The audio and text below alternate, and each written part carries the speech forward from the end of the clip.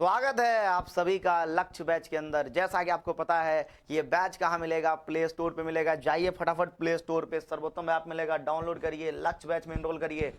और आज जो हम लोग डिस्कशन करने वाले हैं, आज हम आपको पढ़ाने वाले बहुत ही बेहतरीन चैप्टर पढ़ाने वाले हैं। वो चैप्टर होने वाला है केमिस्ट्री का। केमिस्ट्री का पहला चैप्टर है रासायनिक अभिक्रिया और समीकरण। तो बच्चों, जिन लोगों ने पढ़ लिया उनके लिए भी अच्छा है, जो लोग नहीं पढ़े हैं उनके लिए भी अच्छा है, और खासकर जिन लोगों को ये चैप्टर समझ में नहीं आया उनके लिए तो बहुत बहुत अच्छा है, क्योंकि ये चैप्टर आपको बहुत डिटेल और डिस्क्रिप्शन में समझाया जाएगा। ध्यान से सुन लीजिए, जो लोग समझ लिए उनके लिए तो और बेहतर है। क्यों? क्योंकि एक बार तो वो पढ़ ही चुके हैं, और जब वो दूसरी बार पढ़ेंगे तो मजा आ जाएगा, क्योंकि एक एक छोटी छोटी चीज और बड़ी बड़ी चीज भी इसके अंदर एक्सप्लेन होने वाला है। तो आज जो हमारा चैप्टर है जिसका नाम है रासायनिक अभिक्रिया और समीकरण, वो शुरू होने वाला है। चैप्टर को शुरू करने से पहले एक छोटा सा सजेशन ये है कि जैसे कि आप ऐप पे जाएंगे तो ऐप पे आपको फिजिक्स केमिस्ट्री बायो दिखेगा, और आप केमिस्ट्री के अंदर जाइएगा तो उसमें लिखा होगा केमिस्ट्री का बेसिक। तो सबसे पहले आपको केमिस्ट्री का बेसिक्स पढ़ना है, ठीक है। बिना बेसिक पढ़े अगर आप चैप्टर शुरू करते हैं तो मैं ऐसा कहता हूं कि हो सकता है कि आपको कई सारी चीजें समझ में नहीं आएगी, क्योंकि अब बेसिक में मैंने बहुत सारी चीजें समझा रखी है। जैसे मान लीजिए हम यौगिक की बात कर रहे थे, यौगिक क्या है वो मैंने बता रखा है, तत्व क्या है वो मैंने बता रखा है, ठीक है। मान लो हमने मिश्रण की बात की तो मिश्रण की के बारे में भी हमने समझा रखा है, या बहुत सारी चीजें हमने वहां क्या कर रखा है, समझा रखा है। फार्मूला कैसे बनता है, ये सारी बातें मैंने वहां समझा रखा है। बिना देर के हुए चैप्टर को शुरू करते हैं। और आज का जो हमारा सेशन है, जो आज का जो चैप्टर है हमारा, तो पहला चैप्टर केमिस्ट्री का स्टार्ट करने वाले हैं, जिसका नाम है रासायनिक अभिक्रिया और समीकरण। ध्यान से सुनिएगा, रासायनिक अभिक्रिया और समीकरण कैसे पढ़ेंगे, क्या समझा जाएगा इसके बारे में, ध्यान से सुनते रहिए। एकदम आपका ध्यान बोर्ड पे होना चाहिए। रासायनिक अभिक्रिया और समीकरण की बात करते हैं। इस चैप्टर को दो हिस्सों में पढ़ते हैं। एक तो रासायनिक अभिक्रिया के बारे में पढ़ाया जाएगा, और दूसरा जिसका मोटा सा हिस्सा है वो है रासायनिक समीकरण। यानी कि दो मोटे तौर पे इस चैप्टर को दो भागों में बांट दीजिए, आपका चैप्टर कंप्लीट हो जाएगा। पहले आपको रासायनिक अभिक्रिया के बारे में पढ़ना है, और फिर आपको रासायनिक समीकरण के बारे में पढ़ना होता है, ठीक है। अब देखिए, रासायनिक अभिक्रिया और रासायनिक समीकरण में क्या अंतर है एक बार समझ लीजिए। देखिए ध्यान से, जब दो या दो से अधिक पदार्थ मिलकर एक नए पदार्थ या एक से अधिक नए पदार्थ का निर्माण करता है तो उस अभिक्रिया को हम क्या कहते हैं, रासायनिक अभिक्रिया कहते हैं। और रासायनिक अभिक्रिया को संक्षिप्त रूप में लिखना क्या कहलाता है, रासायनिक समीकरण कहलाता है। हमने क्या कहा, जब दो या दो से अधिक पदार्थ आपस में अभिक्रिया करके एक या अधिक नए पदार्थ का निर्माण करता है उसे हम क्या कहते हैं, रासायनिक अभिक्रिया कहते हैं। और रासायनिक अभिक्रिया का जो संक्षिप्त निरूपण है, शॉर्ट हैंड रिप्रेजेंटेशन है, उसे हम क्या कहते हैं, समीकरण कहते हैं, रासायनिक समीकरण कहते हैं। इसी के बारे में आज हम इस चैप्टर के अंदर डिटेल में डिस्कशन करने वाले हैं। इस चैप्टर के अंदर कौन कौन सा टॉपिक है, कितने हिस्सों में मैंने इसे डिवाइड किया है, वो एक बार देख लीजिए। सबसे पहले आपको पढ़ाया जाएगा रासायनिक अभिक्रिया का परिचय, है ना। तो आपको परिचय पढ़ाया जाएगा। परिचय पढ़ाने के बाद, जब हम परिचय पढ़ेंगे उसके बाद आपको पढ़ाया जाएगा रासायनिक अभिक्रिया के गुण। तो रासायनिक अभिक्रिया के गुण के बारे में चर्चा किया जाएगा, क्योंकि रासायनिक अभिक्रिया के गुणों के ऊपर भी कई बार सवाल बन चुका है। टॉपिक आपके क्लास में दिया हुआ है रासायनिक अभिक्रिया के गुण। तो दूसरा जो टॉपिक है वो है रासायनिक अभिक्रिया के गुण, ठीक है। तीसरा टॉपिक इसमें क्या है, रासायनिक अभिक्रिया के प्रकार। कई सारे प्रकार होते हैं रासायनिक अभिक्रिया के, जो अभी आगे हम देखने वाले हैं। रासायनिक अभिक्रिया के प्रकार, संयोजन अभिक्रिया होता है, वियोजन अभिक्रिया होता है, ठीक है, एकल विस्थापन होता है, द्वि विस्थापन होता है, उत्क्रमणीय होता है, अनुत्क्रमणीय होता है, उष्माक्षेपी होता है, उष्माशोषी होता है, उदासीनीकरण अभिक्रिया होता है, अपक्षेपण अभिक्रिया होता है, रेडॉक्स अभिक्रिया होता है। कई सारे प्रकार होते हैं। चौथी बात अगर करें हम, ठीक है, तो रासायनिक अभिक्रिया के प्रकार के बाद जैसे आप रासायनिक अभिक्रिया के प्रकार पढ़ेंगे तो उसमें एक टॉपिक और है, एक प्रकार और है, रेडॉक्स अभिक्रिया। और रेडॉक्स अभिक्रिया का यानी कि जीवन में ऑक्सीकरण अपकरण का रेडॉक्स अभिक्रिया का उपयोग। तो रेडॉक्स अभिक्रिया का क्या करेंगे हम, दैनिक जीवन में रेडॉक्स अभिक्रिया का उपयोग देखेंगे। अब देखिए, ये टॉपिक जो है ना चैप्टर के बीच में दे रखा है, क्योंकि देखिए किताब जो बनाया गया है या किताब को जो लिखा गया है कुछ इस प्रकार से लिखा गया है कि कुछ टॉपिक पहले कुछ टॉपिक बाद में अपने हिसाब से लिखा गया है। मैंने जो अपना नोट्स बनाया है, या अभी जो भी आपको नोट्स मिलेगा, आपको नोट्स एग्जैक्टली ऐप पे ही मिलेगा, कहीं और नहीं मिलेगा। यूट्यूब पे कई सारे फ्री वीडियोज हैं, ऐप पे कई सारे फ्री वीडियोज हैं, लेकिन नोट्स आपको ऐप पे ही मिलेगा, ठीक है। ध्यान से सुन लीजिए। इसके अलावा अगर आप कुछ और मदद चाहते हैं, जैसा कि आपको बता दें इस सेशन के अंदर, तो ये कुछ नंबर स्क्रीन पे दिया गया है, आप उनसे मदद इस नंबर के द्वारा आप मदद ले सकते हैं। इसके अलावा आप ऐप पे जाएंगे तो ये सारी चीज़ें आपको मिल जाएगी, ठीक है। नोट्स वगैरह मिल जाएगा, ऑनलाइन टेस्ट वगैरह सब कुछ आपको ऐप पे ही मिलेगा। चलिए आइए देखिए, पॉइंट पे आते हैं। तो हम कहेंगे परिचय पढ़ेंगे, रासायनिक अभिक्रिया के गुण, रासायनिक अभिक्रिया के प्रकार और रेडॉक्स अभिक्रिया का उपयोग पढ़ेंगे। एक तो ये हमारा पार्ट होगा, ठीक है। उसके बाद हम अगला सेशन जो शुरू करेंगे वो रासायनिक समीकरण का परिचय। तो रासायनिक समीकरण का ध्यान से सुनिएगा, रासायनिक समीकरण का हम पहले परिचय की बात करेंगे, ठीक है। तो इसमें परिचय देखिएगा, परिचय में परिभाषा वगैरह देखते हैं, ठीक है। प्रकार देख लीजिएगा, ठीक है। तो ये दो चीज आप देख लीजिएगा परिचय के अंदर, रासायनिक समीकरण के का परिभाषा और प्रकार दोनों, ठीक है। साथ ही साथ इसमें आप रासायनिक समीकरण के गुण और दोष दोनों के बारे में पढ़िएगा। तो गुण क्या होता है समीकरण के और दोष क्या होते हैं, ठीक है। तो गुण और दोष के बारे में भी आपको पढ़ाया जाएगा, जैसे आप गुण और दोष के बारे में पढ़ लीजिएगा, ठीक है। साथ ही साथ रासायनिक समीकरण से कौन कौन सी सूचनाएं प्राप्त होती है, वो सूचनाओं के बारे में भी आपको पढ़ना होता है, ठीक है। तो सूचनाओं के बारे में भी आपको क्या है, पढ़ना है। तो आपको गुण पढ़ना, रासायनिक समीकरण के दोष पढ़ना है, उनसे क्या क्या सूचनाएं प्राप्त होती है वो पढ़ना है, ठीक है। उसके बाद जो अगला टॉपिक है वो है पदार्थ। तो इसमें पदार्थ में आपको कई सारी चीजें पढ़ाई जाएगी। एक होता है दहनशील पदार्थ, एक होता है अदहनशील पदार्थ। तो दहनशील पदार्थ और अदहनशील पदार्थ के बारे में पढ़ाया जाएगा, दहनशील पदार्थ के बारे में पढ़ाया जाएगा। इसके अलावा देखिएगा जब पदार्थ पढ़ लीजिएगा तो उसमें आपको एक और छोटा सा टॉपिक और पढ़ने को मिलेगा, वो है ज्वाला। और ज्वाला पढ़ने के बाद है ना आपको एक छोटा सा और टॉपिक पढ़ना है जिसका नाम है एलपीजी, ठीक है। और इस तरीके से ये चैप्टर क्या हो जाएगा, कंप्लीट हो जाएगा।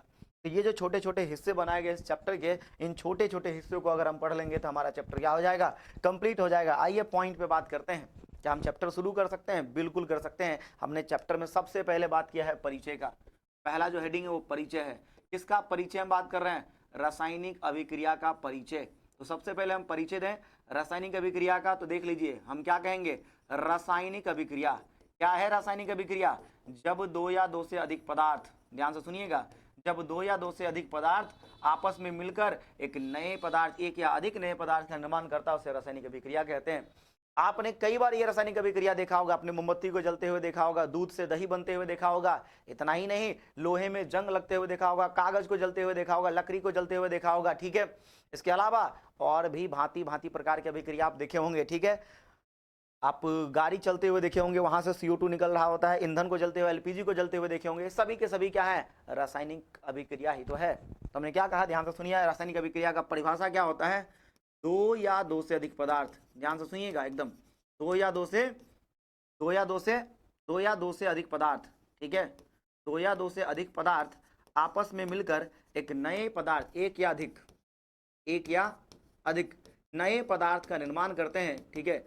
नए पदार्थ का निर्माण करते हैं जिनके गुण उनके अवयवी पदार्थों के गुण से क्या होते हैं, अलग होते हैं, ठीक है। ध्यान से सुन लीजिए, दो या दो से अधिक पदार्थ आपस में अभिक्रिया कर एक या अधिक नए पदार्थ का निर्माण करते हैं जिनके गुण इनके अवयवी पदार्थों के गुण से क्या होते हैं, अलग। जैसे मान लीजिए कि छोटा सा एग्जांपल लेते हैं कि ए ने बी के साथ क्या किया, रिएक्ट, हो ए ने बी के साथ गुल्लू गुल्लू कर दिया, क्या बनाया, ए बी। तो ए ने बी के साथ मिलकर क्या बना दिया, ए बी बना दिया। ध्यान से सुनिएगा, जो ए का गुण है वो ए बी से अलग होगा, जो बी का गुण है वो भी ए बी से क्या होगा, अलग होगा, क्योंकि ए बी एक नया पदार्थ बना है। तो कहेंगे जब दो या दो से अधिक पदार्थ, जब दो या दो से अधिक पदार्थ, यहाँ लेकिन कितने पदार्थ है, दो। तो यहाँ दो पदार्थ है, ठीक है, ये दो पदार्थ है। और ये दो पदार्थ मिलकर क्या कर रहा है, एक नए पदार्थ का निर्माण कर रहा है, एक नए पदार्थ का निर्माण कर रहा है। और ए बी के गुण ए से भी अलग होंगे और बी से भी अलग होंगे। इसलिए हमने कहा था जब दो या दो से अधिक पदार्थ आपस में मिलकर एक या अधिक नए पदार्थ का निर्माण करता है जिनके गुण इनके अवयवी पदार्थों के गुण से अलग होते हैं। इसके अलावा एक और एग्जाम्पल देखिए, है ना, एक और एग्जाम्पल, जैसे मान लीजिए ए है, बी है और ये सी है, ये तीनों मिलकर क्या बना दिया, डी बना दिया। लेट्स सपोज डी बना दिया, ठीक है। ध्यान से सुनिएगा, ये जो ए है, बी है, सी है, या फिर मान लीजिए हम ऐसा कहते हैं ए बी सी बना दिया, ये लो ए बी सी बना दिया। अब जरा देखिएगा ए बी सी यानी कि ये तीन पदार्थ है, दो से अधिक हो गया, तो दो से अधिक पदार्थ, ये दो से अधिक पदार्थ है। और दो से अधिक पदार्थ भी क्या कर रहा है एक नए पदार्थ का निर्माण कर रहा है, उसे हम क्या कहेंगे, रासायनिक अभिक्रिया कहेंगे। इसके अलावा एक और छोटा सा एग्जाम्पल ले लेते हैं, ए और बी आपस में रिएक्ट किया और सी और डी बना दिया, ठीक है। तो ए और बी रिएक्ट करके क्या बनाया, सी और डी, यानी ए और बी आपस में अभिक्रिया करके एक नए पदार्थ, ये दो नए पदार्थ का निर्माण हुआ है, ठीक है। तो दो पदार्थ आपस में अभिक्रिया करके एक से अधिक नए पदार्थ का निर्माण किया है। इस पूरे अभिक्रिया को हम क्या, या इस पूरे प्रक्रिया को हम क्या कह देंगे, रासायनिक अभिक्रिया कहेंगे। अच्छा, इतना ही नहीं, अभी तो ये मैंने केवल जनरल रिएक्शन लिया है, मेन रिएक्शन अभी बाकी है। जैसे देखिए ये कार्बन है, ठीक है, ये कार्बन है और ये ऑक्सीजन है। तो कार्बन ऑक्सीजन मिलकर क्या बना दिया, CO2 बना दिया, कार्बन डाइऑक्साइड बना दिया, ठीक है। तो कार्बन डाइऑक्साइड बना दिया। आपने क्या देखा कि दो पदार्थ मिलकर एक नए पदार्थ का निर्माण किया है। ये दो पदार्थ है और एक नए पदार्थ का निर्माण हुआ है।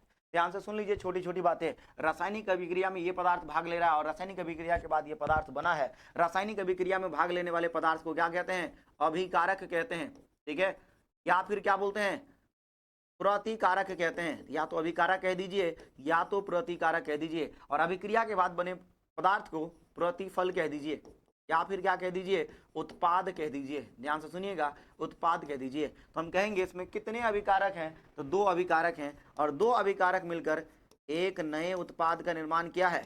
2 अभिकारक मिलकर एक नए उत्पाद का निर्माण किया है। ध्यान से सुनिएगा, एक नए उत्पाद का निर्माण किया है। हमने क्या कहा था परिभाषा में, 2 या 2 से अधिक पदार्थ मिलकर एक या अधिक नए पदार्थ का निर्माण करता है, उस प्रक्रिया को क्या कहते हैं, रासायनिक अभिक्रिया कहते हैं। तो आइए जरा देखिए, कार्बन है, उसके बाद देखिए जरा ध्यान से एक और एग्जांपल ले लेते हैं। जैसे हमारे पास क्या है, हम सोडियम बाइकार्बोनेट है, ठीक है, ये सोडियम बाइकार्बोनेट NaHCO3।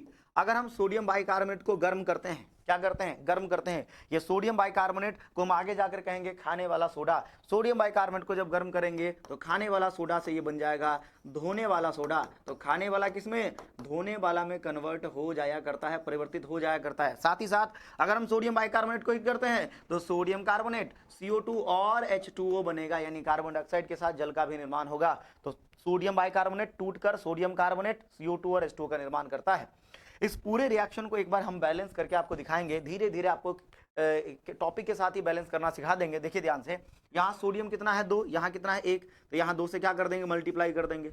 यहाँ देखिए कार्बोनेट कितने हैं, कार्बन कितने, 1 और 1 2, इधर कार्बन कितने हैं, यहाँ 1 है, यहाँ 2 है, 2 1 जा 2, ऑलरेडी बैलेंस हो चुका है, ठीक है। आगे देखिए, उसके बाद ऑक्सीजन कितने हैं, 3 और 2 5 1 6, 3 2 जा 6, ऑलरेडी ये क्या हो चुका है, बैलेंस हो चुका है। संतुलित करना का मतलब क्या है कि दोनों तरफ है ना परमाणुओं की संख्या बराबर होनी चाहिए। प्रतिकारक और प्रतिफल के परमाणुओं की संख्या क्या होनी चाहिए, बराबर। ये आपका प्रतिकारक है, ये प्रतिफल है, दोनों तरफ परमाणुओं की संख्या क्या होनी चाहिए, बराबर। ऐसा क्यों होना चाहिए, इसके बारे में चर्चा हम थोड़ी देर के बाद करेंगे।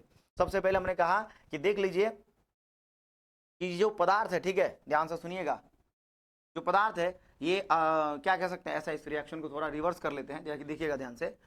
ये आपका हो गया 2 या 2 से अधिक पदार्थ, ये आपका हो गया सोडियम कार्बोनेट, ठीक है, ये सोडियम कार्बोनेट है, ये CO2 है और ये H2O है, ये मिलकर क्या बनाएगा, सोडियम बाइकार्बोनेट, सोडियम बाइकार्बोनेट, ठीक है, सोडियम बाइकार्बोनेट बनेगा। बैलेंस करने के लिए यहाँ 2 से मल्टीप्लाई करना पड़ेगा। तो आपने क्या देखा, 2 अभी 2 अभिकारक थे और ये क्या हो गया, 2 से अधिक अभिकारक हो गया और एक प्रतिफल का निर्माण करते हैं। ध्यान से सुनिएगा, इनका जो गुण है, इनका गुण इनसे क्या होगा, अलग होगा, इनका गुण भी क्या होगा, इससे अलग होगा। इस प्रकार से हम रासायनिक क्या कहते हैं, अभिक्रिया को समझते हैं। इसके अलावा बाबू और भी रासायनिक अभिक्रिया हो सकती है। कार्बन क्या कहते हैं, जैसे कि लोहे में जंग लगना, ठीक है, दूध का दही में परिवर्तित होना, ये सारे अभिक्रिया क्या कहलाते हैं, रासायनिक अभिक्रिया कहलाता है। अब रासायनिक अभिक्रिया से जुड़ी हुई कुछ महत्वपूर्ण तत्वों के बारे में अगर बात करें तो सबसे पहले बात करेंगे अभिकारक के बारे में, ठीक है, या फिर इसको बोलते हैं प्रतिकारक। क्यों अभिकारक प्रतिकारक को समझना जरूरी है, क्योंकि बार बार ये शब्द यूज होगा। इसको अंग्रेजी में हम रिएक्टेंट कहते हैं, है ना, रिएक्टेंट। तो ये रासायनिक अभिक्रिया में भाग लेने वाला पदार्थ है ना, भाग लेने वाला पदार्थ, ठीक है, भाग लेने वाला पदार्थ। तो रासायनिक अभिक्रिया में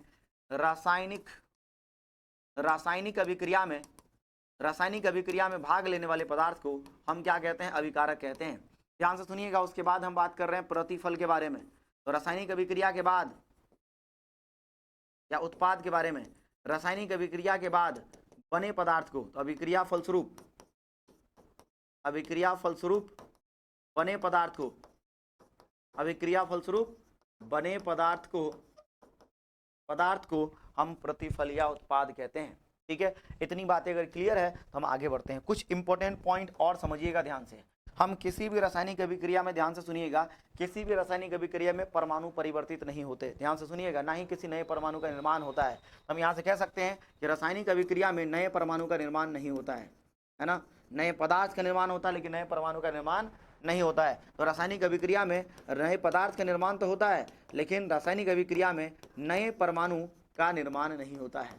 हम कह सकते हैं नए परमाणु का निर्माण नहीं होता है। परमाणु पुनर्व्यवस्थित होते हैं, रीअरेंज होते हैं, ठीक है। निर्माण नहीं होता है, नहीं होता है तो नहीं होता है, ठीक है। ऐसा था कि नहीं कि रेल मांगा गया था और नहीं मांगा गया था तो नहीं मिलेगा, है कि नहीं, लालू यादव जी कह रहे थे। अभी रासायनिक अभिक्रिया में क्या कह सकते हैं, नए परमाणु का निर्माण नहीं होता है, परमाणु पुनर्व्यवस्थित होते हैं, रीअरेंज होते हैं, ठीक है। तो हम कह सकते हैं यहाँ परमाणु पुनर्व्यवस्थित, रीअरेंज, फिर से व्यवस्थित होते हैं, फिर से व्यवस्थित होते हैं, ठीक है, या फिर लिख लीजिए पुनर्व्यवस्थित।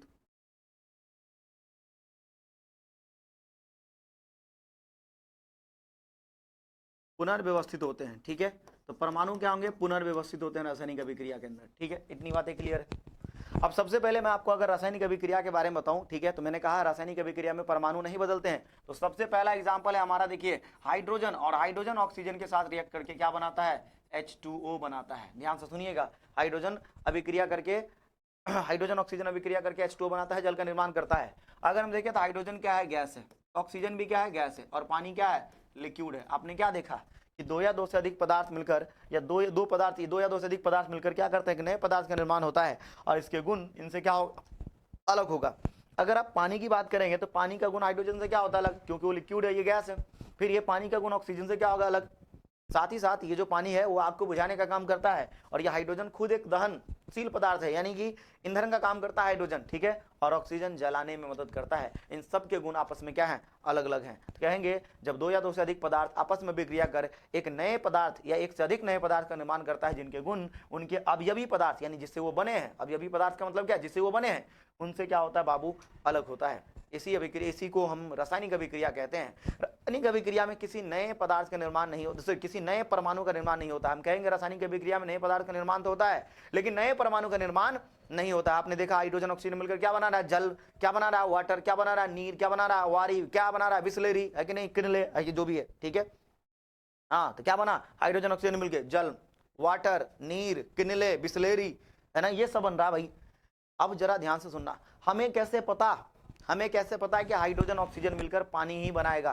तो हम कहते हैं बाबू, हम वो बाबा हैं जो हाथ की रेखा देखकर बता देते हैं ब्याह कब होगा। और हमारे लिए गाना भी बनाया गया था, पंडित जी बताई न ब्याह कब होई।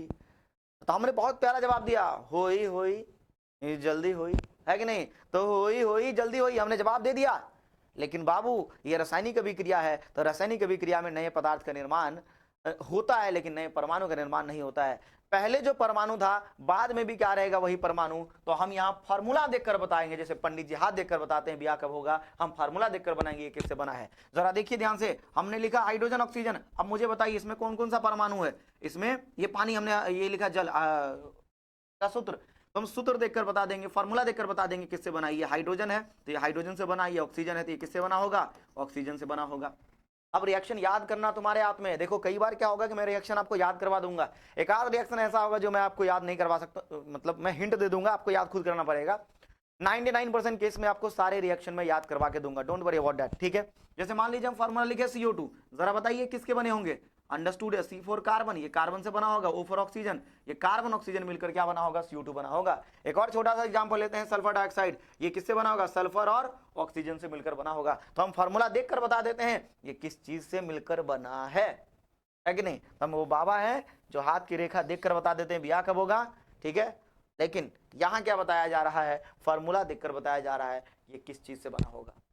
आइए सबसे पहले हमने कहा कि हाइड्रोजन ऑक्सीजन मिलकर क्या बना रहा है, जल का निर्माण कर रहा है। ये एक रासायनिक अभिक्रिया है, और इस रासायनिक अभिक्रिया के क्रियाविधि को समझते हैं। किस प्रकार से क्रियाविधि को समझेंगे, सबसे पहले रासायनिक अभिक्रिया में भाग लेने वाले पदार्थ को क्या कहेंगे, अभिकारक, बहुत अच्छे, है ना, अभिकारक। और ये क्या है, प्रतिफल है, प्रतिफल है या उत्पाद है। ध्यान से सुन लीजिए, जो बच्चा बेसिक क्लास नहीं किया please please please please basic class करिए, उसके बाद इस चैप्टर को देखिएगा। आइए पॉइंट पे आते हैं, ठीक है। अगर हम हाइड्रोजन की बात करें तो हाइड्रोजन क्या है बाबू, यहाँ अणु के रूप में है। अब यहाँ समझ में नहीं आएगा अणु क्या है, परमाणु क्या है, कितने परमाणु कितने अणु है, तो फिर दिक्कत वाली बात है।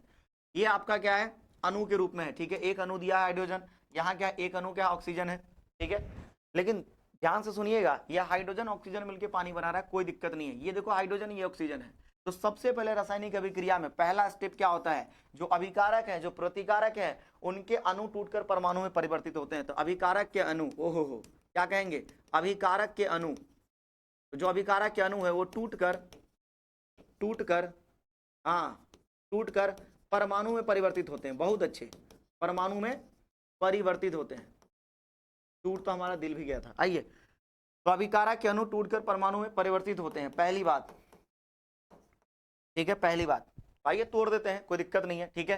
तो ये हाइड्रोजन है, हाइड्रोजन के बीच में सिंगल बॉन्ड होता है, फिर कहेंगे बेसिक क्लास करिए, आपको सिंगल बॉन्ड भी समझ में आ जाएगा। और ऑक्सीजन के बीच में डबल बॉन्ड होता है, फिर से कहेंगे बेसिक क्लास करिए, आपको ये भी समझ में आ जाएगा।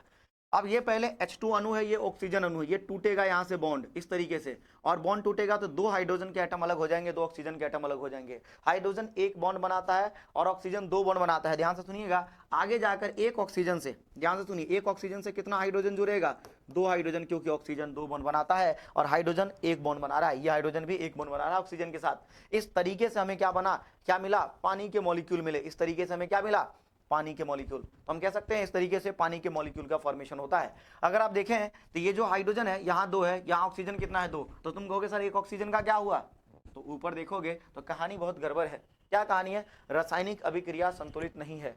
अगर इसको ये समीकरण, सॉरी ये समीकरण लिखा हुआ है, ये संतुलित नहीं है, इसको संतुलित करना पड़ेगा, दोनों तरफ परमाणुओं की संख्या बराबर करनी पड़ेगी। अगर यहाँ हाइड्रोजन दो है तो यहाँ भी दो है, ऑक्सीजन दो है तो यहाँ एक है, यहाँ ऑक्सीजन कितना दिख रहा है, एक, यहाँ ऑक्सीजन एक है। एक को हम लिखे तो ठीक, ना लिखे तो ठीक, हमें क्या करना पड़ेगा, ऑक्सीजन को दो करना पड़ेगा। लेकिन ये देखिए यहाँ एक परमाणु का स्थान होता है, हम परमाणु को छेड़ नहीं सकते क्योंकि केमिस्ट्री में परमाणु को छेड़ना पाप है, लेकिन हम अणु को छेड़ सकते हैं। अणु नाम की लड़की को मत छेड़ देना, वरना तुम्हें बहुत मार पड़ेगी। हाँ समझे, बहुत मार पड़ेगी। दो से गुना कर दिया, ऑक्सीजन हो गए दो, लेकिन इसी में हाइड्रोजन हो गया चार, तो ऑक्सीजन तो दो हो गए लेकिन हाइड्रोजन हो गया चार, फिर से दो से क्या कर दिया, गुना। तो अंडरस्टूड है कि यहाँ बाबू हाइड्रोजन दो है, इसको दो से गुना कर देंगे तो चार हो जाएगा, ऑक्सीजन पहले से दो है, पानी हमें दो मॉलिक्यूल मिलेगा। कैसे, क्योंकि एक ऑक्सीजन के साथ दो हाइड्रोजन है तो दूसरा ऑक्सीजन के साथ भी क्या होगा, दो हाइड्रोजन जुड़ेगा, और इस तरीके से दो पानी के मॉलिक्यूल का फॉर्मेशन हुआ है। ठीक है, अब हमने पहली बात क्या किया कि अभिकारक अणु टूटकर परमाणु में परिवर्तित होते हैं, तो पहले परमाणु में परिवर्तित हो गया। दूसरी बात इसमें हमें लिखना था, क्या लिखना था कि ये जो परमाणु है वो पुनर्व्यवस्थित होकर, पहले हाइड्रोजन के साथ व्यवस्थित था, ये हाइड्रोजन हाइड्रोजन के साथ जुड़ा हुआ था, ऑक्सीजन ऑक्सीजन के साथ जुड़ा हुआ था, फिर से ये पुनर्व्यवस्थित हुआ, ऑक्सीजन हाइड्रोजन के साथ जुड़ा, नए तरीके से व्यवस्थित हुआ। ठीक है, और ये जो परमाणु है वो परमाणु, इसके परमाणु अभिकारक अणु जो परमाणु बदले हैं वो परमाणु पुनर्व्यवस्थित होकर प्रतिफल के अणु का निर्माण करते हैं, प्रतिफल के अणु का निर्माण करते हैं, प्रतिफल के अणु का निर्माण करते हैं। अब यहां से हमें क्या समझ में आ रहा है, यहां से हमें दो बातें समझ में आ रही है कि अगर आपसे ये सवाल पूछता है एग्जामिनर, ठीक है, यहां से एक सवाल बन जाता है, क्या सवाल बन जाता है कि रासायनिक अभिक्रिया के क्रियाविधि को लिखें। अगर सवाल ये बनता है कि रासायनिक अभिक्रिया के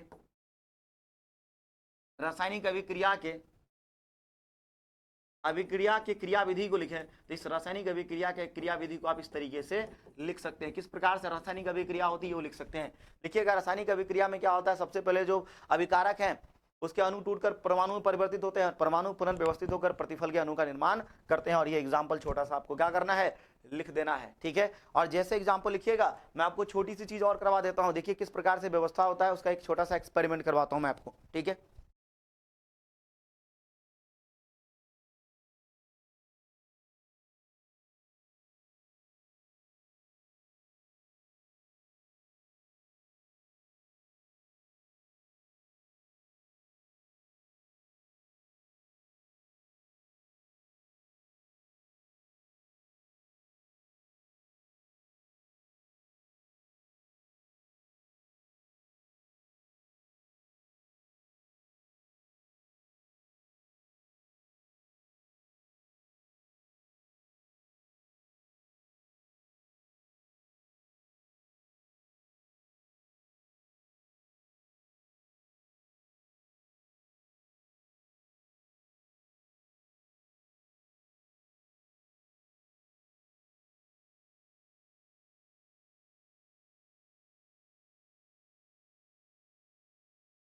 और क्रियाविधि को समझाते हैं। थोड़ा सा पेशेंस रखिएगा, जैसे आप रखे हुए थे उसी तरीके से पेशेंस रखना है।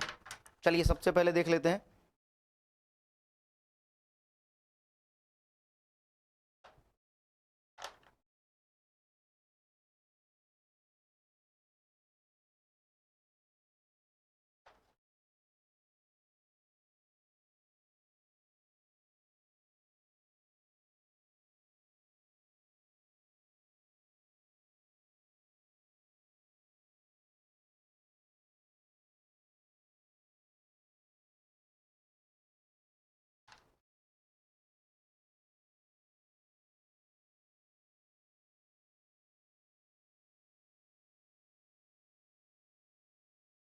चलिए देख लीजिए, एक मिनट, आइए। सबसे पहले मैं आपको ऑक्सीजन के मॉलिक्यूल बनाकर दिखाता हूं और हाइड्रोजन के मॉलिक्यूल बनाकर दिखाता हूं। ठीक है, और किस तरीके से वो टूटेगा और किस तरीके से अरेंज होगा वो भी आप देख लेना।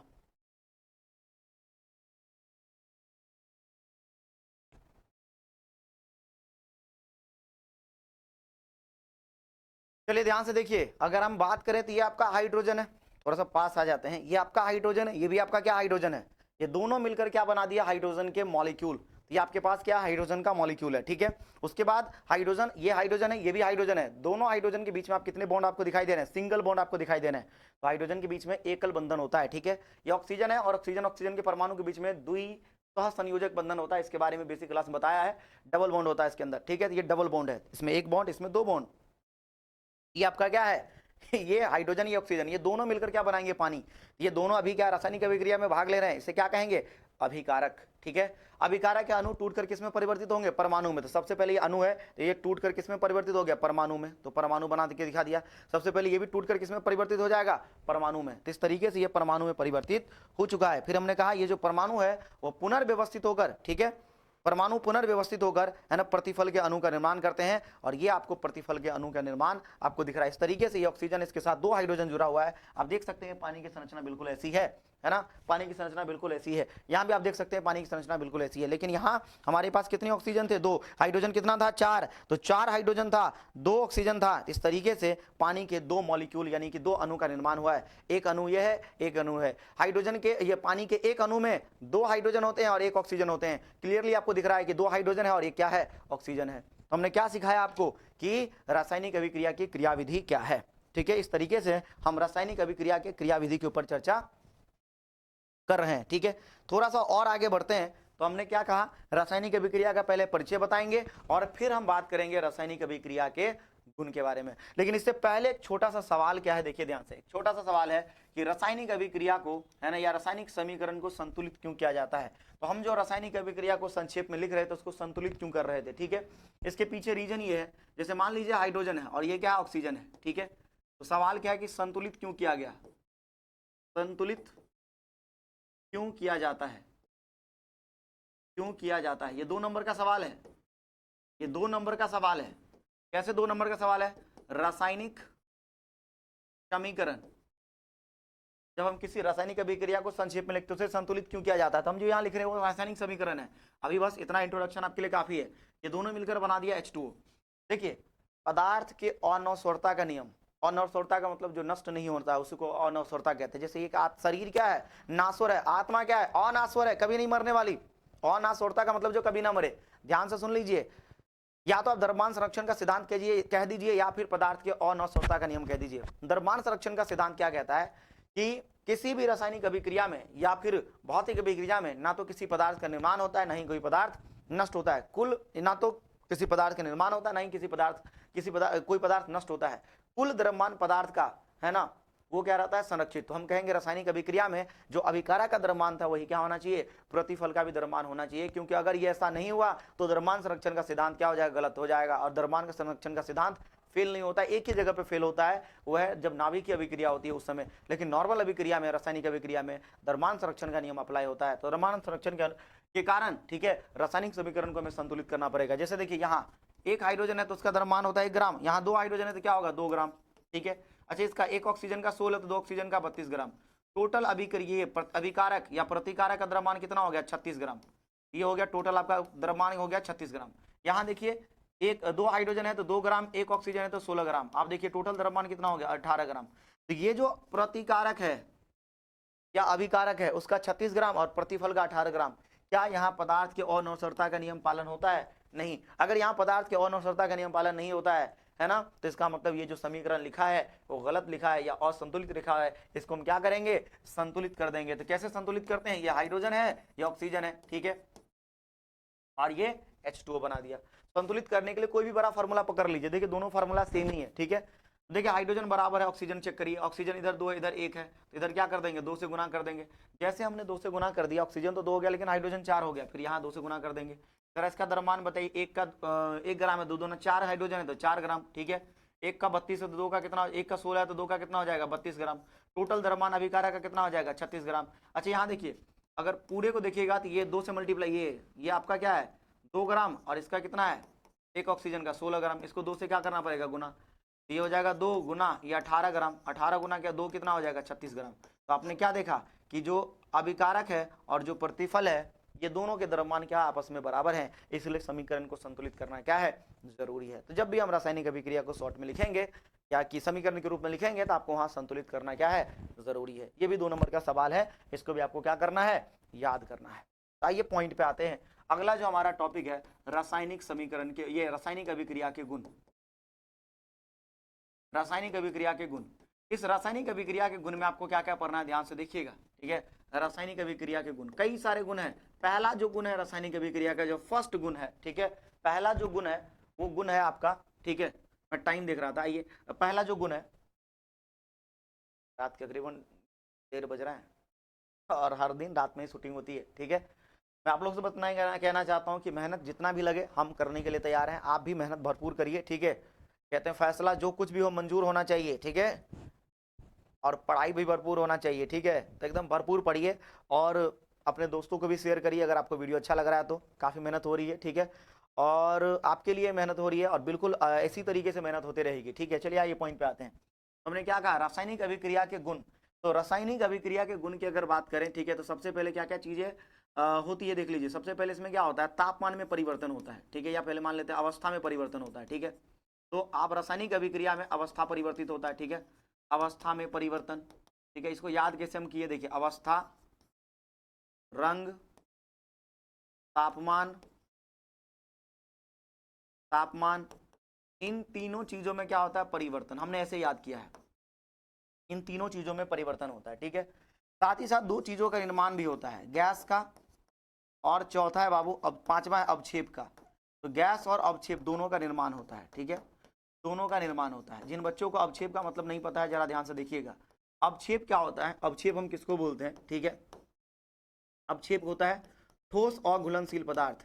तो ठोस और घुलनशील पदार्थ को, ठोस और घुलनशील पदार्थ को हम क्या कहते हैं अवक्षेप कहते हैं। जैसे हमारे पास एक कंटेनर है, इस कंटेनर में है ये कंटेनर है, कंटेनर में पानी है ना, देखो मेरी नानी ये है पानी, और इसमें हम क्या मिला देते हैं चौक मिला, चौक जानते हैं खरिया, जिसका सूत्र होता है CaCO3। हमने इसमें मिला दिया खरिया, क्या मिला दिया खरिया, पहन के सारी करिया मिला दिया खरिया CaCO3, ठीक है, कैल्शियम कार्बोनेट। ये आपके बोर्ड का सवाल है भाई, हाँ ऐसे थोड़े कुछ भी एग्जाम्पल ले लेते हैं। हमारा जो भी एग्जाम्पल होता है एग्जाम ओरिएंटेड और नॉलेज ओरिएंटेड होता है, ठीक है। हमने कहा बाबू खरिया है, खरिया मिला दिया, क्या ये खरिया पानी में घुलेगा नहीं, थोड़ी देर के बाद देखोगे ये जो ठोस पदार्थ है, खरिया ठोस होता है, ये जाके इसके बॉटम पे पेंदी में जाके क्या हो जाएगा जमा हो जाएगा, ठीक है। तो ये जो ठोस और घुलनशील पदार्थ है खरिया है, इसी को कह देंगे अवक्षेप है। ये क्या है अवक्षेप, मिला ही नहीं घुला ही नहीं। तो ठोस और घुलनशील पदार्थ को क्या कहेंगे अवक्षेप कहते हैं। क्या कहते हैं अवक्षेप। ठोस और घुलनशील पदार्थ को क्या कहते हैं अवक्षेप। बालू मिला दीजिए वो भी अवक्षेप के रूप में परिवर्तित हो जाएगा, ठीक है। तो हमने क्या कहा ठोस और घुलनशील पदार्थ को अवक्षेप कहते हैं। जब भी किसी समीकरण में अवक्षेप बनता है तो अगर तीर नीचे की तरफ दिखाते हैं और गैस बनता है तो तीर ऊपर की तरफ दिखाते हैं, ये आपको बाद में पता चल जाएगा। हमने कहा 3 चीजों में परिवर्तन होता है और 2 चीजों का निर्माण होता है, यही रासायनिक अभिक्रिया का गुण है। सबसे पहले आगे बात करें तो रासायनिक अभिक्रिया का पहला गुण क्या है अवस्था में परिवर्तन होना, अवस्था में परिवर्तन। तो रासायनिक अभिक्रिया का एक गुण ये है, रासायनिक अभिक्रिया का एक गुण यह है कि अवस्था में परिवर्तन होता है। आपको ये स्टेटमेंट बना के लिखना है कि रासायनिक अभिक्रिया का एक गुण यह है कि अवस्था में परिवर्तन होता है। जैसे कुछ एग्जांपल देख लीजिए, जैसे ये कार्बन है और ये ऑक्सीजन है, ये दोनों मिलकर क्या बना दिया CO2। आप जानते हैं कार्बन क्या होता है सॉलिड, कार्बन क्या होता है सॉलिड, हमारी तरह तुम्हारी तरह, क्या बात है ना। कार्बन आपने देखा है क्या, अरे भाई लकड़ी देख लो उसमें कार्बन है, इसके अलावा कोयला देख लो उसमें कार्बन है, हीरा देख लो उसमें कार्बन है ना, पेंसिल देखो पेंसिल उसमें जो ग्रेफाइट होती है उसमें कार्बन है। बाबू कार्बन कहाँ नहीं है, मोमबत्ती में कार्बन है कि नहीं, कार्बन हमारे शरीर में भी है, बहुत जगह है कि नहीं। ऑक्सीजन क्या है गैस है और ये CO2 भी क्या है गैस है। आपने क्या देखा कि इसकी अवस्था अलग थी, इसकी अवस्था क्या है अलग है। तो रासायनिक अभिक्रिया में जो अभिकारक है जिससे प्रतिफल बनता है, इन दोनों की भौतिक अवस्था क्या होती है अलग अलग होती है। तो हम कह सकते हैं कि रासायनिक अभिक्रिया का एक गुण यह है कि अभिक्रिया फलस्वरूप भौतिक अवस्था परिवर्तित हो जाती है ना। काश काश काश ऐसा हो जाए।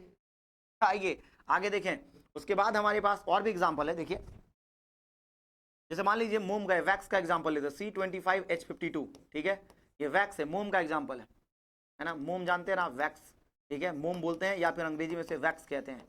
ये मोम का एग्जांपल, जब इसको हम क्या करते हैं बाबू जलाते हैं ऑक्सीजन की उपस्थिति में, तो जब ये जलेगा ठीक है तो यहां से कार्बन बनता है, ठीक है, और साथ ही साथ बाबू साथ ही साथ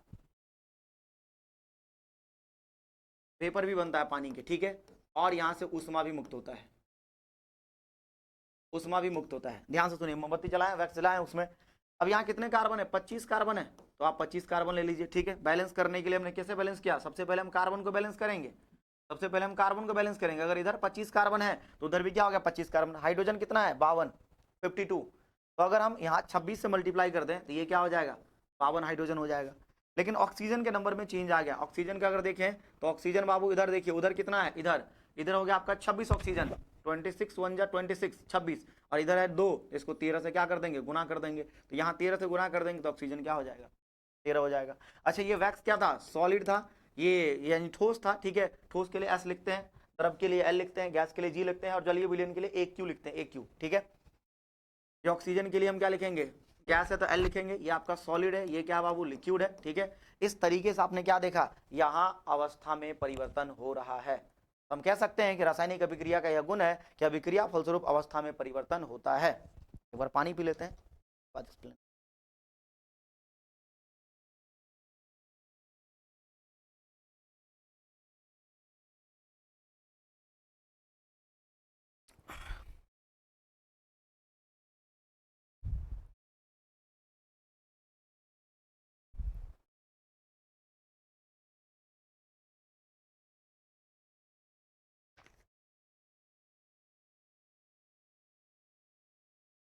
चलिए आगे एक दो एग्जाम्पल और देख लेते हैं।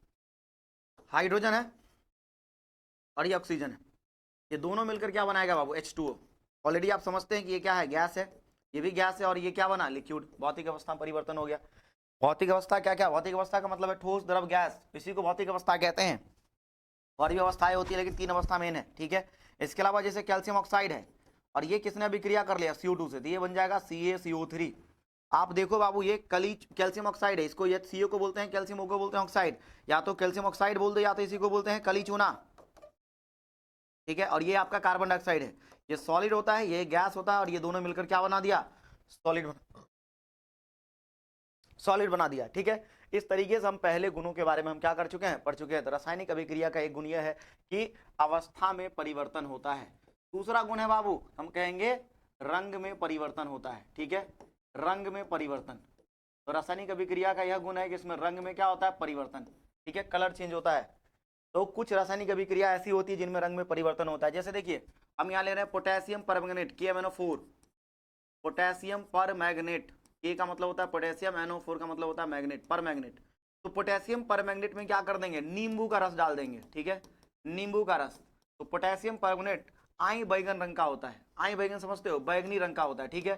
तो ये जो बैगनी रंग है इसका, बैगनी रंग, ये बैगनी रंग क्या हो जाएगा, ध्यान से सुनिएगा, जैसे हम नींबू का रस डालेंगे तो ये रंगहीन हो जाएगा, इसका बैगनी रंग क्या हो जाएगा गायब। आपने क्या देखा, अभिक्रिया हुई रंग गायब। यही तो केमिस्ट्री की जादू है, छू मंतर हो गया रंग, है ना, एकदम वाह क्या बात है, ताली बजा दो सब लोग फटाफट, कलर ही गायब करा दिया हमने, है कि नहीं। चलिए आगे देखते हैं। तो पोटेशियम परमैंगनेट क्या होता है, बैगनी रंग का होता है, नींबू का रस डालते ही क्या हो जाएगा रंगीन, ठीक है। उसके बाद है पोटेशियम डाइक्रोमेट, है ना, K2Cr2O7, इसका बोलते हैं पोटेशियम, इसको बोलते हैं डाइक्रोमेट, इसका नाम है पोटेशियम डाइक्रोमेट। Cr2O7 को बोलते हैं डाइक्रोमेट। जैसे बेसिक क्लास करोगे आपको सब कुछ समझ में आ जाएगा, ठीक है। डाइक्रोमेट, ये जो पोटेशियम डाइक्रोमेट है, इसमें क्या करोगे बाबू, आप एक गैस पास करा दो, ठीक है। कौन सा गैस, सल्फर डाइऑक्साइड। जैसे सल्फर डाइऑक्साइड पास कराओगे तो ये हो जाएगा बाबू, पहले क्या था, ये नारंगी रंग का था, नारंगी रंग का, और जैसे तुम SO2 गैस पास कराओगे तो ये हो जाएगा हरा रंग का, ठीक है। आपने क्या देखा, रंग में परिवर्तन। आइए इसको हम थोड़ा सा एक एनिमेशन या डायग्राम या चित्र के द्वारा देखते हैं तो ज्यादा समझ में आएगा, ज्यादा याद रहेगा। तो हम एक चित्र के द्वारा देख लेते हैं, ठीक है, एक चित्र के द्वारा एक रिएक्शन देख लेते हैं, ठीक है।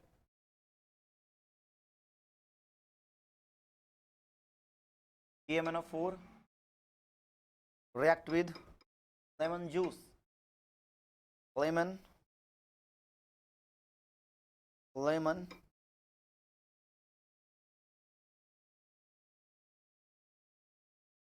आइए देखते हैं रिएक्शन।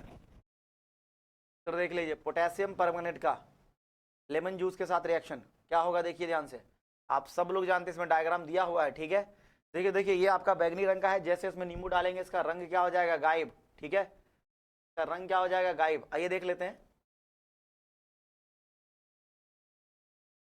कोई एक रिएक्शन देख लेते हैं। आइए, आने दे आने दे आने दे आने दे आने दे, जाने दे जाने दे, दिख नहीं रहा है। एनीवेज आइए ट्राई करते हैं, कोई तो देखते हैं।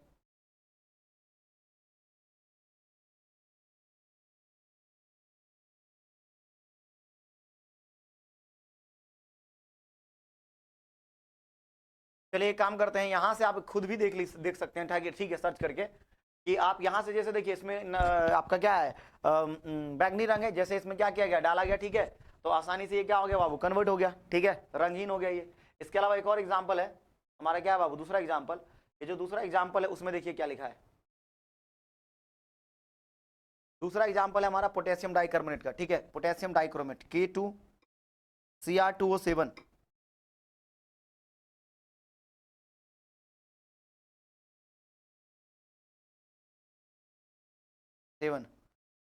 react with SO2,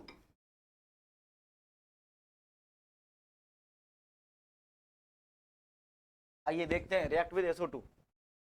अगर हम इसके Na2 के साथ रिएक्शन देखें, तो SO2 के साथ जब रिएक्शन देखोगे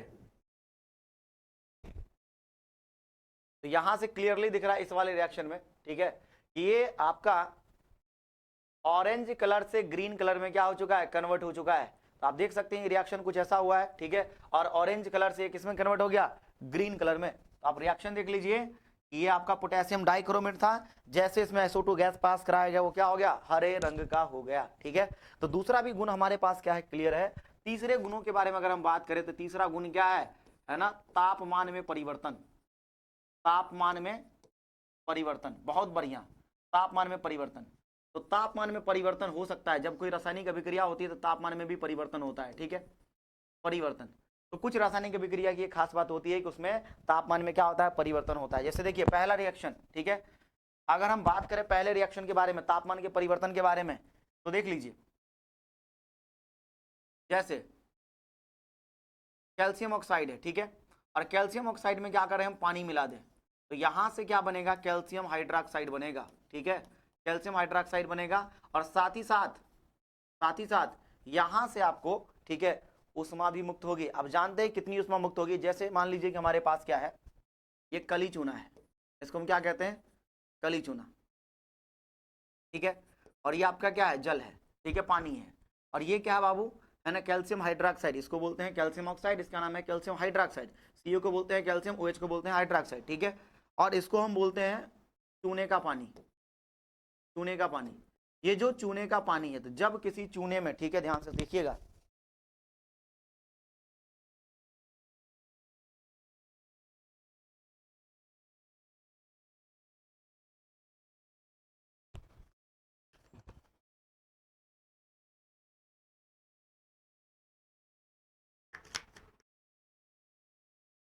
चलिए, तो जब चूने में पानी डाल देता, आप देखिएगा कई बार गांव में जो व्हाइट वॉश किया जाता है, दीवार के ऊपर जो पुट्टी लगाई जाती है सफेद कलर की, पहले चूना होता है उसमें पानी डालते हैं, जैसे चूना में पानी डालते हो बल बल बल बल बल बल बल खोलने लगता है कि नहीं, तो वो खोलने लगता है, वहां से ताप, ये गर्मी बाहर, ये उष्मा बाहर निकलने लगती है।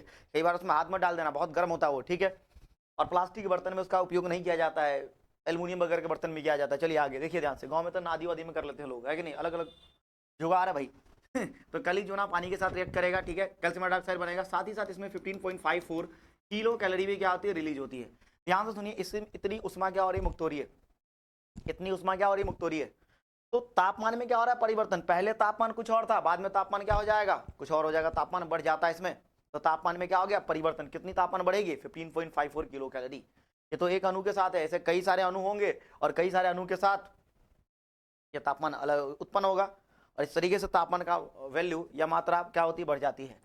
और इसमें देखिए एक अभिक्रिया है जिसमें क्या हो रहा है बाबू, ऊष्मा मुक्त हो रहा है। तो ऐसी अभिक्रिया जिसमें ऊष्मा मुक्त होती है उसमें ऊष्मा क्षेपी, उसे हम ऊष्मा क्षेपी अभिक्रिया कहते हैं। तो ऐसी अभिक्रिया जिसमें ऊष्मा मुक्त हो उसे हम क्या कहेंगे, ऊष्मा क्षेपी अभिक्रिया कहते हैं। ध्यान से सुनिएगा, ये आपका क्या है, ऊष्मा क्षेपी अभिक्रिया है। तो इस रिएक्शन के बारे में आप याद रखिएगा कि आपका ऊष्मा क्षेपी अभिक्रिया है, ठीक है, इसमें कोई दिक्कत है तो बताइए, कोई दिक्कत नहीं है। चलिए, ये तो एक रिएक्शन हुआ, लेकिन इसमें एक और चीज आपको याद रखना है कि जब भी धातु या धातु का कोई यौगिक जब भी धातु या धातु का कोई यौगिक जल से अभिक्रिया करता है तो हाइड्रोक्साइड का निर्माण होता है। ठीक है, धातु के हाइड्रोक्साइड का निर्माण होता है। तो ये धातु क्या है बाबू, इसमें कैल्शियम और हाइड्रोक्साइड बनाया, तो कैल्शियम ने ऑक्सीजन हाइड्रोक्साइड का निर्माण किया है। तो हम कहेंगे जब भी, हम यहाँ लिख देते हैं गुरु मंत्र में, ठीक है, गुरु मंत्र में देख लीजिए, तो गुरु मंत्र में क्या लिख रहे हैं, धातु या धातु का, याद रखिएगा ये सब आपको काम आएगा, धातु या धातु का यौगिक, कोई भी यौगिक, धातु या धातु का कोई भी यौगिक, कोई भी यौगिक जल से अभिक्रिया करता है, जल से अभिक्रिया करता है तो धातु के हाइड्रोक्साइड का निर्माण करता है, धातु के हाइड्रोक्साइड का निर्माण करता है, धातु के हाइड्रोक्साइड का निर्माण करता है। आपको क्या समझ में आया कि देखिए ये धातु का ऑक्साइड या धातु का यौगिक है, ये जल से अभिक्रिया किया, धातु का हाइड्रोक्साइड का निर्माण करता है। इस तरीके से आप चीजों को याद रख सकते हैं।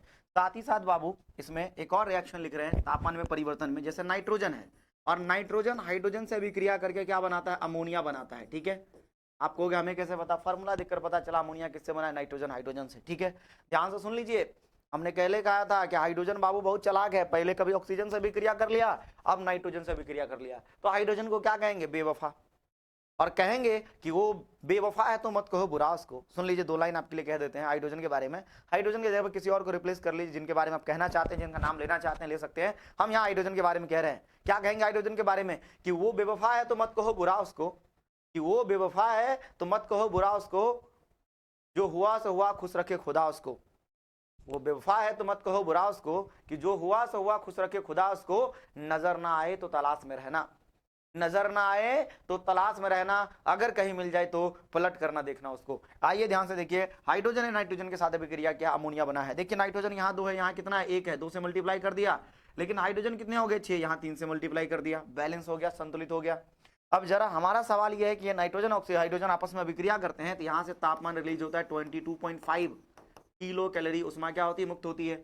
हमने कहा ऐसी अभिक्रिया, आप देख रहे हो ऐसी अभिक्रिया, ठीक है। अब इन दोनों अभिक्रिया में उष्मा में परिवर्तन हो रहा है, ठीक है, तो हमने पहले कह दिया तापमान में परिवर्तन हो रहा है, उष्मा में परिवर्तन हो रहा है, और ऐसी अभिक्रिया जिसमें उष्मा मुक्त होती है उसे उष्मा क्षेपीय अभिक्रिया कहते हैं। तो आगे जाकर तुमको ये पढ़ना है, क्षेपी का मतलब उत्पन्न करना, उष्मा क्षेपीय अभिक्रिया, ठीक है।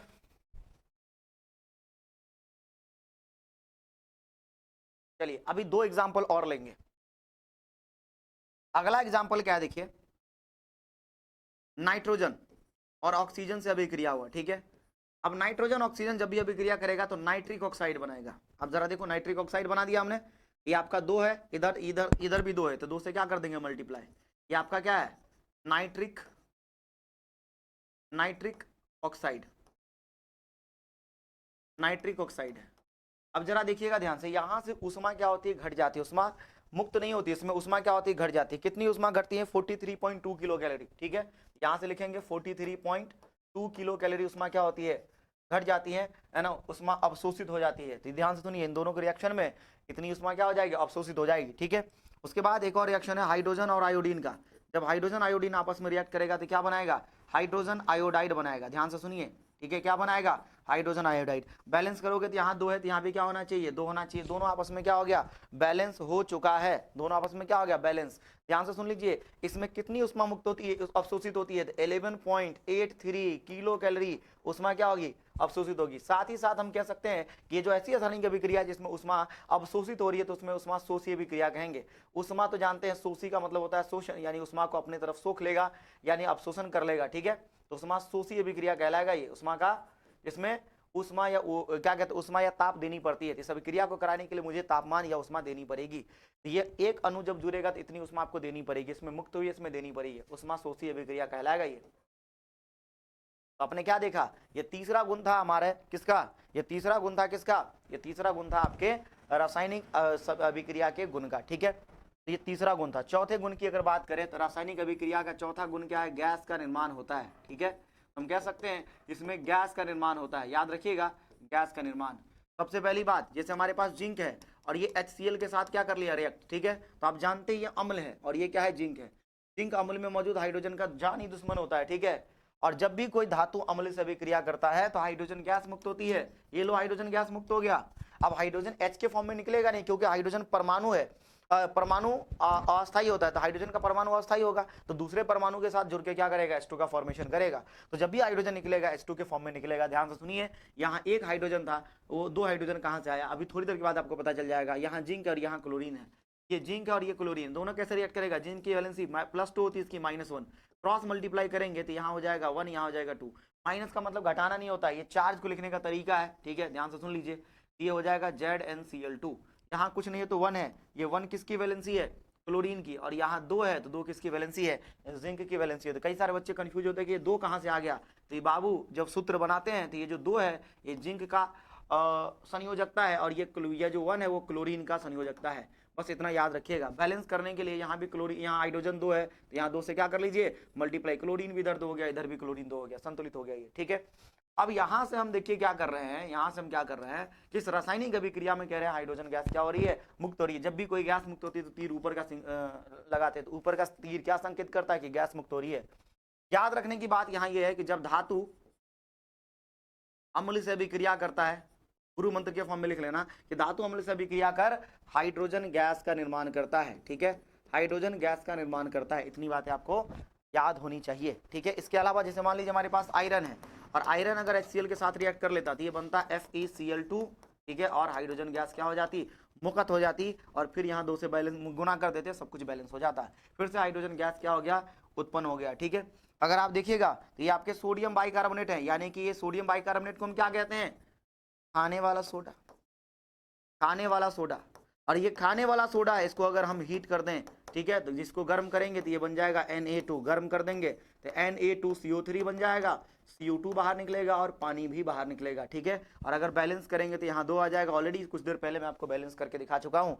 आपने क्या देखा, इस पूरे अभिक्रिया में है ना, CO2 गैस क्या हो रही है, मुक्त हो रही है, CO2 गैस क्या हो रही है, मुक्त हो रही है। तो कुछ रासायनिक अभिक्रिया ऐसी होती है जिसमें CO2 गैस मुक्त होती है, जैसे CaCO3 है, कैल्शियम कार्बोनेट है, ठीक है, सफेद रंग का ही होता है ये कैल्शियम कार्बोनेट। और अगर कैल्शियम कार्बोनेट को क्या कर दें, गर्म कर दें, कैल्शियम कार्बोनेट यानी कि इसको हम संगमरमर कह सकते हैं, ठीक है, मार्बल कह सकते हैं, चौक कह सकते हैं, और इसी से क्या बना होगा, ताजमहल संगमरमर से बना है, तो कह सकते हैं कि ताजमहल का सूत्र क्या होगा, CaCO3। और अगर हम ताजमहल में आग लगा दें, क्या कर दें, ताजमहल में आग लगा दे, देखिए ये वीडियो अगर जिस दिन वायरल हो गया, मान लीजिए कि कोई दूसरा आदमी जाके ताजमहल में आग लगा दे, उसकी जिम्मेदारी हमारी नहीं कि पुलिस हमें अरेस्ट करके ले जाए, कोई बात नहीं, पढ़ाते समय ब्रेकिंग न्यूज बनेगा, एक टीचर को पढ़ाने के लिए अरेस्ट कर लिया गया, एनीवे जाने दीजिए।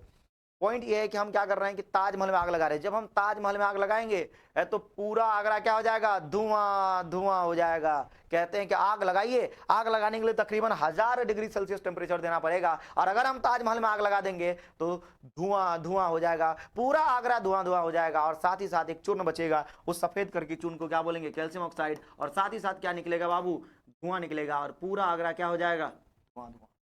और जैसे ताजमहल जलेगा, लाखों लोगों के दिल भी जलेंगे, क्योंकि लोग अक्सर क्या करते हैं, एग्जाम्पल देते हैं क्या कि बाबू हम तुम्हारे लिए ताजमहल बना देंगे। लेकिन अगर हम बाबू के जगह पे होते, अगर हम लड़की होते और हमको कोई कहता बाबू तुम्हारे लिए ताजमहल बना देंगे, तो हम तो क्यों को बात कहते, ताजमहल छोड़ो, पटना में एगो 2 BHK का फ्लैटे बनवा दो। लड़की लोग थोड़ी मूर्ख होती है, एकदम पूरा एकदम तुरंत बेवकूफ बना दिया जाता है, इमोशनल बात करके तुरंत बेवकूफ बना दिया जाता है कि नहीं, अब बन भी जाती है। तो हमने क्या कहा बाबू, अगर हम लड़की होते तो क्या कहते, ताजमहल नहीं एगो, है कि नहीं। दूसरा, ताजमहल के ऊपर बड़ा बवाल मचता है, कहते हैं बहुत ही फेमस सी लाइन है कि एक अमीर बादशाह ने ताजमहल बनाकर गरीब के मोहब्बत का मजाक बना दिया। मान लीजिए जिसके पास ताजमहल नहीं होगा वो कहां से देगा, है कि नहीं, समझ रहे हैं आप, पॉइंट समझ रहे हैं। क्या गरीब के पास दिल नहीं होता है, हाँ भाई गरीब के पास भी दिल होता है, चलिए, लेकिन ये दिल होता है नहीं होता है वो बायोलॉजी का टॉपिक है, हमारा टॉपिक नहीं है, ठीक है, तो बायोलॉजी में डिस्कशन करेंगे। यहाँ देखिए गैस का निर्माण हो गया, और एक और गुण है लास्ट में, ठीक है, एक और गुण है, 5वां गुण है अवक्षेप का निर्माण, ठीक है, अवक्षेप का निर्माण। तो रासायनिक अभिक्रिया का एक गुण यह भी है कि अवक्षेप का, कुछ अभिक्रिया में अवक्षेप का निर्माण होता है। जैसे देखिए हमारे पास ये सोडियम क्लोराइड है, ठीक है, और ये सिल्वर नाइट्रेट, Ag को बोलते हैं सिल्वर, NO3 को बोलते हैं नाइट्रेट, के साथ अभिक्रिया किया, ठीक है। सोडियम क्या है बाबू, अधिक अभिक्रियाशील धातु है। सिल्वर क्या है, कम अभिक्रियाशील धातु है। अधिक अभिक्रियाशील धातु कम अभिक्रियाशील धातु को क्या करेगा, लात मार के बाहर कर देगा। कहते हैं हर समंदर की यही कहानी है, हर बड़ी मछली छोटी मछली को निकल जाती है। तो यहाँ बाबू सोडियम अधिक अभिक्रियाशील है और सिल्वर कम अभिक्रियाशील है। लात मार के बाहर कर दिया, है कि नहीं। लात मार के जैसे ही बाहर करेगा बाबू सिल्वर अकेले, लेकिन सिल्वर अकेले जाएगा क्या, नहीं, कहेंगे हम तो जाएंगे सनम, है ना, तुम्हें भी ले जाएंगे, है ना। तो सिल्वर ने कहा क्लोरीन से, उठा ले जाऊंगा तुझे मैं डोली में, देखती रह जाएगी सखिया तुम्हारी, हमको तुमसे प्यार है। आइए प्यार की बात बाद में करेंगे। यहाँ देखिए सोडियम और सोडियम नाइट्रेट इस तरीके से बना, भाई दोनों की वैलेंसी सेम थी, कट कुट के बराबर हो गया, ठीक है, और इस तरीके से कंपाउंड बना। लेकिन यहाँ जो AgCl है ना, वो ठोस और घुलनशील पदार्थ के रूप में बना है, ये जल में घुलेगा नहीं। हम कहेंगे ये अवक्षेप के रूप में बना है, और जब भी अवक्षेप का निर्माण होता है, तीर नीचे की तरफ दिखाते हैं, ये तीर नीचे का क्या बता रहा है, अवक्षेप का निर्माण हुआ है। और ये श्वेत रंग का अवक्षेप होता है, सफेद रंग का श्वेत अवक्षेप का निर्माण हुआ AgCl, है ना। हमको तुमसे प्यार है प्यार। आइए सोडियम ब्रोमाइड, इसने क्या किया, AgNO3 के साथ रिएक्ट कर लिया, और जैसे ही AgNO3 के साथ रिएक्ट किया, ये सोडियम ने क्या किया, फिर से सिल्वर को लात मारा, कहा अकेले नहीं जाऊंगा, ब्रोमीन को इस बार साथ ले जाऊंगा, उठा ले जाऊंगा तुझे मैं डोली में, है कि नहीं। इस बार मारुति में लेके चला गया, बुलोरो में लेके चला गया ब्रोमीन को, ठीक है। तो सिल्वर ने ब्रोमीन को बुलोरो में लेके चला गया, और जैसे लेके गया बाबू, ये पीले रंग का अवक्षेप बनेगा, पीले रंग का अवक्षेप, ठीक है, पीले रंग का अवक्षेप का निर्माण हुआ है। हमने कह दिया कि रासायनिक अभिक्रिया की एक विशेषता ये है कि इसमें अवक्षेप का निर्माण होता है, ठीक है। और ये सोडियम नाइट्रेट बना, ठीक है। इस तरीके से हमारा एक पार्ट जो हमने कहा परिचय वाला पार्ट और रासायनिक अभिक्रिया के गुण वाला पार्ट क्या होता है, कंप्लीट होता है। मिलते हैं हम अगले वीडियो में, तब तक के लिए हमारे साथ बने रहिए, सर्वोत्तम के साथ बने रहिए। जिस भी प्लेटफॉर्म से ये वीडियो देख रहे हैं, जैसे कि आप ऐप पे देख रहे होंगे या यूट्यूब पे देख रहे होंगे, चैनल को सब्सक्राइब कर लीजिए, शेयर कर दीजिए, दोस्तों तक पहुंचा दीजिए, और आपके सपोर्ट और प्यार के लिए बहुत बहुत धन्यवाद। Thank you so much. मिलते हैं अगले वीडियो में। Thanks for watching.